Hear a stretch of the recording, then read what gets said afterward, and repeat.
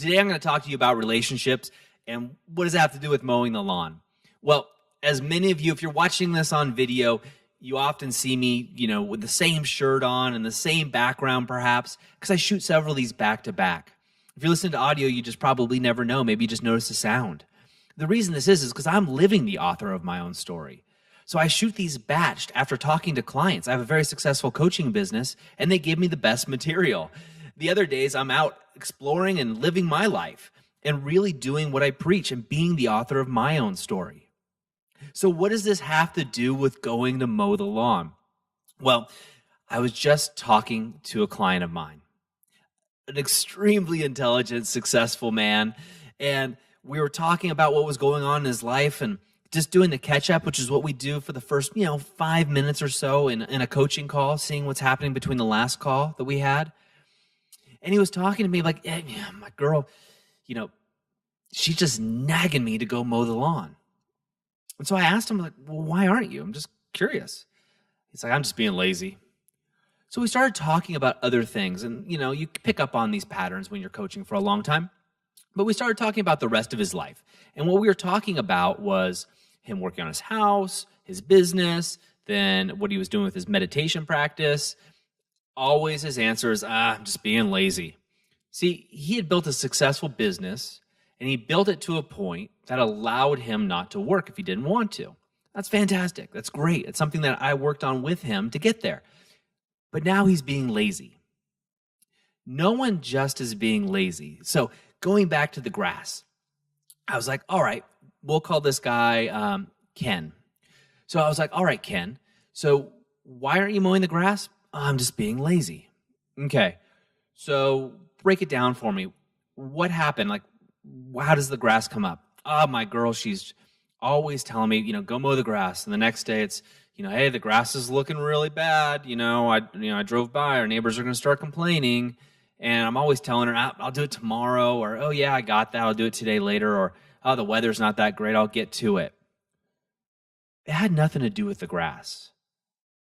Really, it had to do with what he felt was his manhood as we broke it down. Now, he didn't see this. He saw this as just being lazy. I'm just being lazy not to mow the grass. Mowing the grass would take him 20 minutes. He can listen to a podcast like this, multiple ones, get great insights and ideas while mowing the grass, or just spend time enjoying the moment of mowing the grass. It wouldn't have taken him much time. He doesn't have anything on his schedule.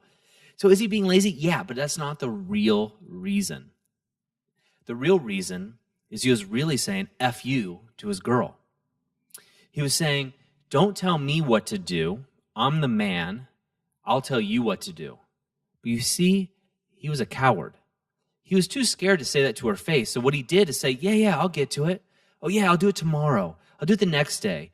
And after several weeks, she felt bad, I assume, after keep asking him to do this basic thing for their family. Just go mow the lawn. She was being the breadwinner. She was taking care of the kids. He was just laying on the couch, being lazy. But the reality of it is he didn't feel man enough because of other things that were going on in his life. And then when she asked him to please go mow the lawn, he took it as her telling him what to do and taking away his power. You see, in relationships, there can often be a power struggle, especially at what we call a level 1 relationship. Now, some people call it a level 4. It really depends on what you want to do. But anyway, the bottom of the barrel relationships, where it's really horse trading, where it's like, you do this for me, I'll do this for you. That's not a relationship. That's not love. That's a commerce. That's, I give you money, you give me my taco, my car, whatever. That's not a true relationship built on love.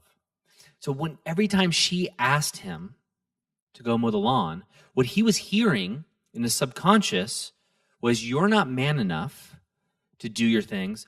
I'm in charge and I will tell you what to do. Now, that was a story he made up. And the truth is, he was backing that story up by not being man enough and having a conversation. So instead, he was passive aggressive and simply just said, yeah, I'll do it tomorrow. I'll do it the next day. And it never got done. At the end of our phone call, maybe 20 minutes later, I got a text message, looked at my phone, yard was mowed. Text message said, reclaiming my manhood, I've never felt better. Why do I tell you this story?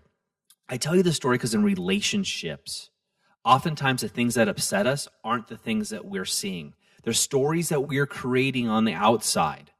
You see, it had nothing to do with mowing the lawn. He could have mowed the lawn. It had everything to do with the way he was feeling inside, so he projected the way he was feeling onto his girl. And when she said anything, she could have said, I love you, and he would have projected something totally different back on her of not feeling enough, not feeling manly enough. It had nothing to do with her. So what I want you to think about are, where are these things happening in your relationship? Where in your relationship is a boss, coworker, spouse, sibling asking you to mow the lawn, and really you're saying F you in a passive-aggressive way? Look deep, because it's happening. It happens with most of us, and it certainly happens with me. I catch myself in these patterns. Luckily, I'm married to a woman that helps me break them as well. She's a coach too, so we're often catching each other in these things. It's human nature. The more you practice, the more often you're going to catch yourself doing this, or catch yourself quicker, I should say. So today, what I want you to do is open up your journal. Think back in the last 2 weeks. Where have you been in a position where someone's asked you to mow the lawn and you've said F you in any way, shape, or form? That's it for me today. I'll talk to you tomorrow. I have a question for you. What if you could transform your life for the better in just 90 days? Would you do it? Our 90-Day Game is an online program and community created for people like you who are ready to make a shift and take those dreams and goals they've been talking about for years and turn them into a reality within 90 days. Go to authorofyourownstory.com/90-day-game and turn your goals into reality. And don't forget to be the author of your own story.